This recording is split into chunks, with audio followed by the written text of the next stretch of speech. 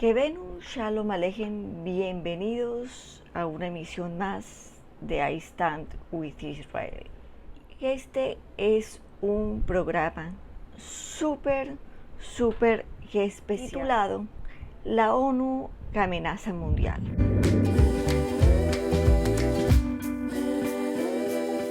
Les voy a leer antes de comenzar un pequeño fragmento del libro ONU, Historia de la Corrupción, del periodista de investigación peruano-español Eric Frattini, que comienza así comienza la introducción. La Organización de las Naciones Unidas, o como comúnmente se le denomina ONU, ha sido desde su creación hace más de 6 décadas un auténtico foco de conflictos, a pesar de ser creada en 1945 como una organización transnacional capaz de arbitrar cualquier conflicto que surgiese tras la Segunda Guerra Mundial. Con el paso de los años, aquel sueño romántico se ha convertido en una pesadilla real, mastodóntica y cara, extremadamente cara. Y es cierto, desde el mismo nacimiento, las Naciones Unidas ha estado plagada de corrupción, y la corrupción se encuentra, como quien dice, en su ADN. La sola adquisición de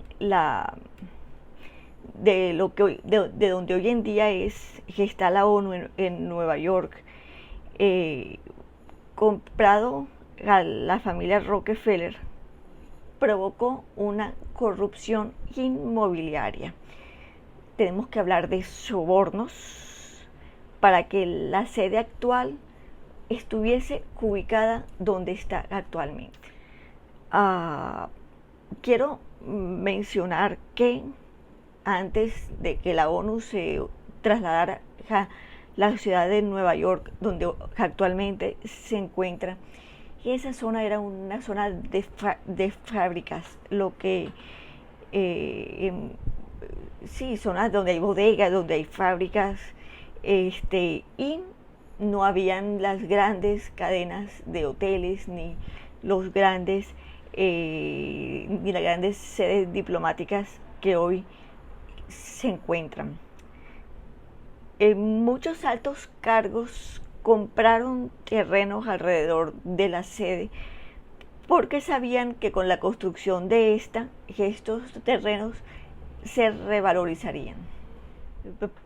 Pero la ONU no comenzó en 1945 exactamente.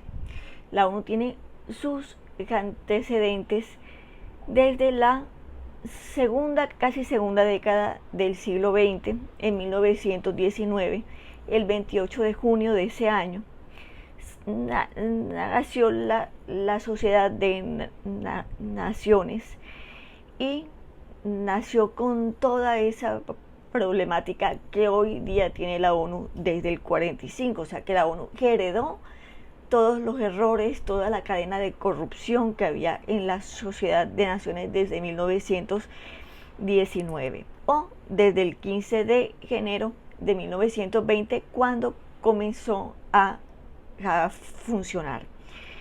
Ninguna de las delegaciones que pertenecían a las Naciones Unidas o a la Sociedad de Naciones en aquella época estaban dispuestos a acabar con ese fenómeno tan grande que se llama guerra. Ninguno estaba dispuesto a tomar decisiones responsables al respecto. Por ejemplo, en 1932, cuando estalla la guerra entre Paraguay y Bolivia, después no hubo una actuación responsable en 1935, cuando las tropas de Benito Mussolini ocuparon por sorpresa a Etiopía. Se aprobaron sanciones, pero Roma las ignoró y en 1937 abandonó la Sociedad de Naciones Italia. Que Estados Unidos y Alemania, saltándose violando esas sanciones antes del año 37, suministraban petróleo y carbón a Italia para que pudiese concluir con su campaña africana. La Sociedad de Naciones, al igual que la ONU, tuvo incapacidad de tener una visión global de los conflictos que se suscitaban en el mundo. Que esto fue lo que permitió que tras 20 años de finalizar la Gran Guerra o la Primera Guerra Mundial, Hitler pudiese rearmarse y comenzar con una segunda guerra que dejaría más de 55 millones de muertos. En 1941, cuando la Segunda Guerra Mundial está en su apogeo de muerte y de destrucción, ya Hitler controlaba todo lo que es Austria, Checoslovaquia, Polonia, Dinamarca, Noruega, Holanda, Bélgica, Luxemburgo, Francia, Rumania, Grecia y Yugoslavia. Que en junio de aquel mismo año, en Londres, delegados de Canadá, Gran Bretaña, Australia, Nueva Zelanda, Sudáfrica, los gobiernos en exilio de Grecia, Checoslovaquia, Luxemburgo, Holanda, Noruega, Polonia y Yugoslavia presentan un documento donde radicaba donde se establecía que la única base para mantener una paz estable era la cooperación entre los pueblos libres. Como verán, la Sociedad de Naciones no tomaba decisiones serias, no tomaba decisiones responsables para detener la guerra, los genocidios, la muerte y la destrucción.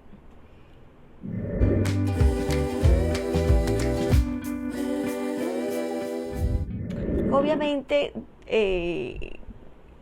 independientemente de toda la cadena de actos de negligencia por parte de las Naciones Unidas, existen actos de corrupción. No voy a hablar de todos ellos porque no quiero extender mucho este programa, pero voy a hablar de algunos cuantos.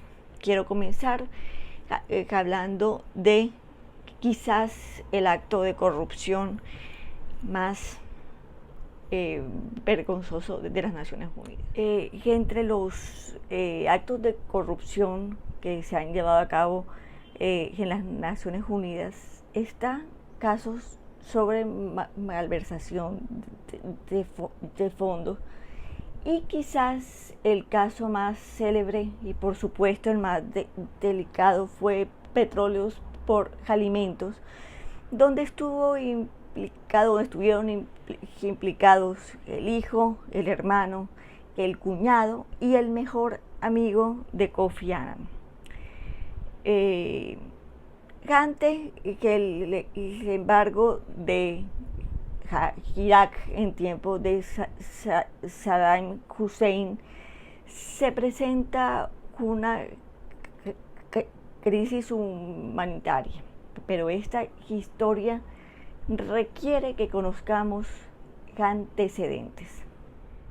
Que el 2 de agosto de 1990 inicia la primera guerra de Irak como respuesta a la invasión de Kuwait por parte del ejército de Saddam Hussein. Una coalición de 34 naciones encabezadas por Estados Unidos y con la aprobación de la ONU tomó a cargo la tarea de expulsar a los iraquíes de Kuwait. Como consecuencia de esta guerra,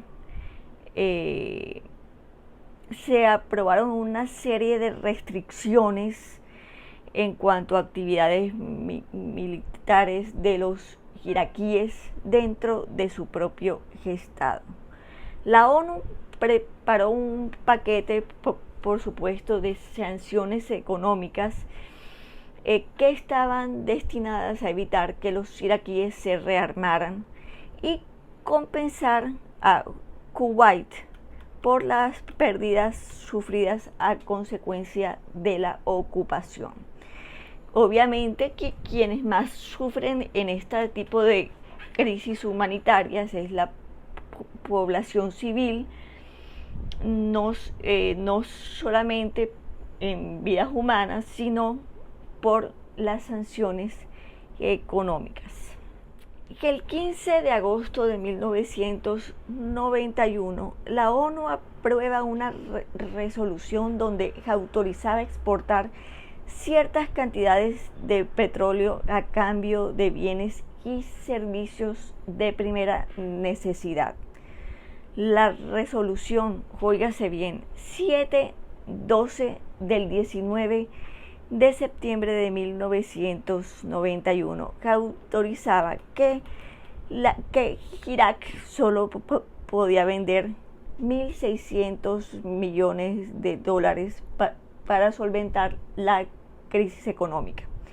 Luego aparece la resolución 986, donde la ONU se muestra un poco más flexible, autorizando a Irak a vender 5.200 millones de dólares semestralmente. Y entre 1991 y el 2003, el llamado Programa Petróleos por Alimento representó un monte total de 129 mil millones de dólares. El programa obviamente tenía que tener una vigencia corta, pero Saddam Hussein comenzó a colocar ciertas piedras, ciertos obstáculos a los trabajos de inspección destinados a verificar si existían armas químicas, por lo que el programa se alargó hasta el 2003 a raíz del estallido de la Segunda Guerra en Irak. Las primeras ideas que fueron lo que hicieron posible el programa Petróleos por Alimentos surgieron en la administración de Javier Pérez de Cuellar y después con su sucesor Boutros Ghali, quien hizo el acuerdo con Saddam Hussein con la ayuda, por supuesto, de Kofi Annan, y Annan le dio obviamente los toques finales a aquel acuerdo con el dictador iraquí. Dicho acuerdo siguió vigente 7 meses después de la caída de Saddam Hussein. Bajo la aprobación de la ONU, Saddam Hussein desplegó su red de gangsterismo internacional bajo miles de publicaciones sobre calorías ingeridas por los iraquíes. Bajo su protección, la ONU ocultaba contrataciones fraudulentas. Saddam Hussein distribuía tarjetas de racionamiento, tal como sucede en Cuba, para que el pueblo muerto de hambre recibiera alimentos, medicinas y productos de primera necesidad. Saddam cogió el banco francés BNP Paribas para canalizar el flujo de dinero sucio y el pago de comisiones a funcionarios que aprobaban todo lo que él deseaba hacer. La ONU contrató a 3.000 iraquíes y 800 extranjeros, todos obviamente aprobados por Saddam Hussein para administrar el programa de petróleos por alimentos. 10.000 millones de dólares, de 129.000 millones de dólares, que fue lo que se vendió en total entre lo autorizado por las Naciones Unidas, según las dos resoluciones antes mencionadas, terminaron en los bolsillos de Saddam Hussein, pero también de los que estaban implicados, de los cómplices, por llamarlo así, de Kofi Annan, su hijo, su hermano, su cuñado y su mejor amigo. Y el dinero que terminó en manos del gobierno iraquí, obviamente encabezado por Saddam Hussein, fue utilizado en armamentos, en construir palacios y además en financiar el terrorismo. No olvidemos que, entre otras cosas, Saddam Hussein se encargó de comprar la conciencia de funcionarios extranjeros para poder seguir cometiendo esta serie de ilícitos. El propósito real de el programa Petróleos por Alimentos fue de solventar un problema humanitario. Decenas de millones de iraquíes debían de verse beneficiados, pero por desgracia no fue así.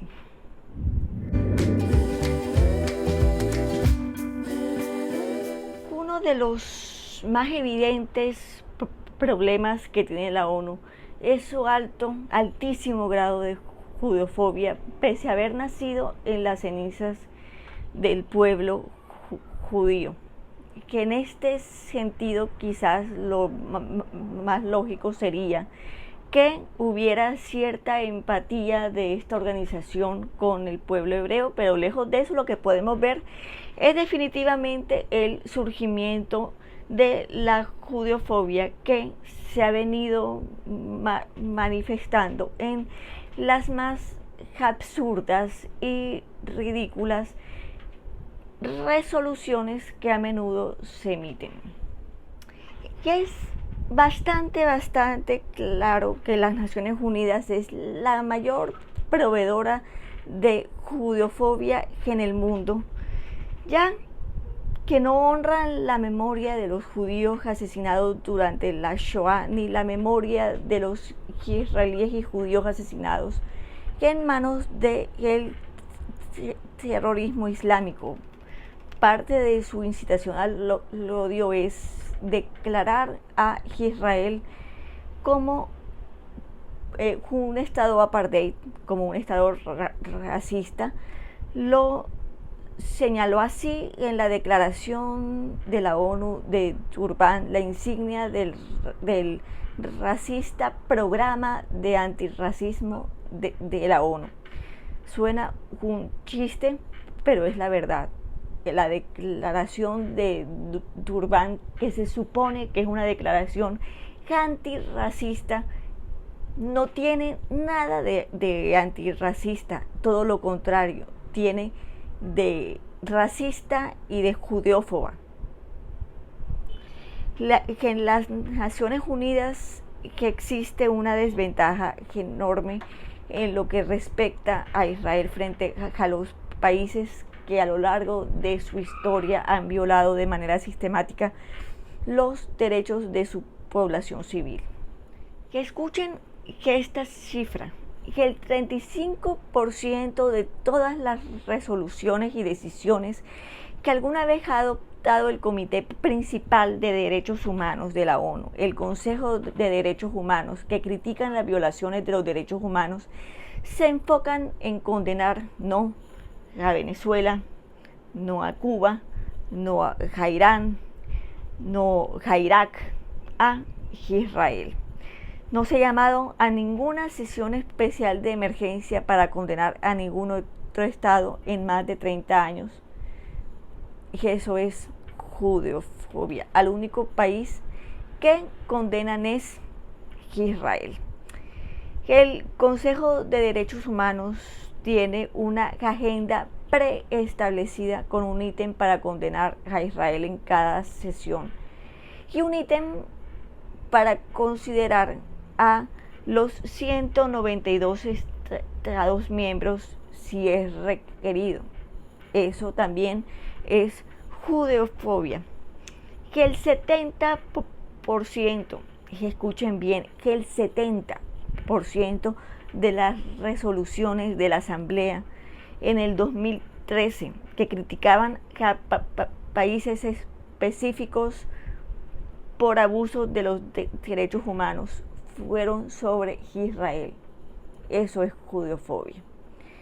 La división de la ONU para los derechos de los palestinos le niega la entrada a las reuniones públicas de las sedes de la ONU a individuos y ONGs cuando descubre son judías o que son sionistas. La ONU ha proyectado películas judeófobas donde retrata a Israel como un monstruo devorador de niños palestinos en Gaza.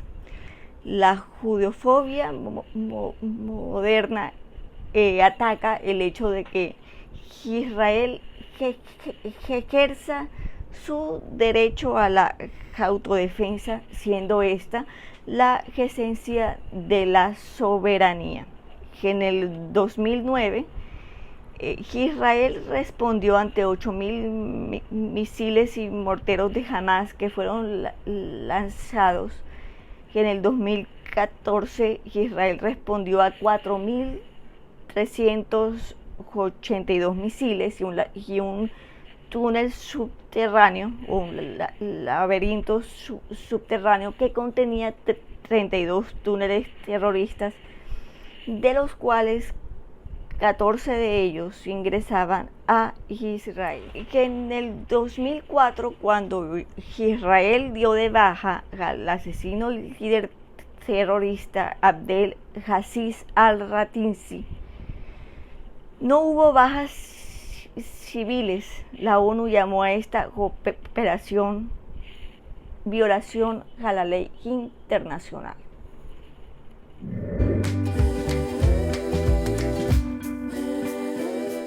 Los cascos azules de las Naciones Unidas. A lo largo de su historia, la ONU ha sido requerida por distintos gobiernos para evitar situaciones peligrosas que se pudiesen convertir en conflictos armados abiertos. La ONU formó un grupo llamado Fuerzas de Pacificación, conocidos también como cascos azules. Este grupo está conformado por personal civil y militar. Tras el final de la Guerra Fría, la demanda de la presencia de estas fuerzas de pacificación aumenta de forma radical a lo largo y ancho del planeta. Entre 1988 y 1994 se llevaron a cabo 21 operaciones por parte de los cascos azules. En 1988 habían desplegado por el mundo 11.000 soldados de la ONU y ya en 1994 la cifra alcanzaba los 78.000 soldados. Y que en un principio la misión de los cascos azules era militar, aunque también brindaban ayuda humanitaria a la población civil víctima de los conflictos. Que en 1988 las fuerzas de pacificación o los cascos azules fueron laureados con el Premio Nobel de Paz. Pero esta imagen de los soldados de la ONU dándoles de comer a mujeres, niños y ancianos en lugares como Mozambique, Somalia, Camboya, Bosnia, Herzegovina o Kosovo quedaba cada vez más y más difuminada ante las noticias que iban apareciendo en los medios de comunicación sobre casos de pederastia en Sierra Leona, violaciones de niños en el Congo o en Mozambique, tortura a prisioneros en Somalia, la organización de trata de blancas en Croacia, Bosnia, Herzegovina o Kosovo, además de casos de esclavitud de mujeres somalíes o bosnias y abandono de civiles desarmados en manos de sus agresores en Ruanda o Srebrenica. Lo peor es que los cascos azules estaban protegidos por la resolución del Consejo de Seguridad de la misma ONU 1487, que impedía que la Corte Internacional de Justicia los llevara a juicio, acusándoles de genocidio, crímenes de guerra o crímenes de lesa humanidad. Como pueden ver, la ONU, que es una organización transnacional reconocida, respetada mundialmente, tiene un gran antecedente de negligencia, de corrupción, y todavía los vemos queriendo dictar cátedra de moral a los demás países. De esta forma me despido, le deseo un feliz fin de semana. Bye.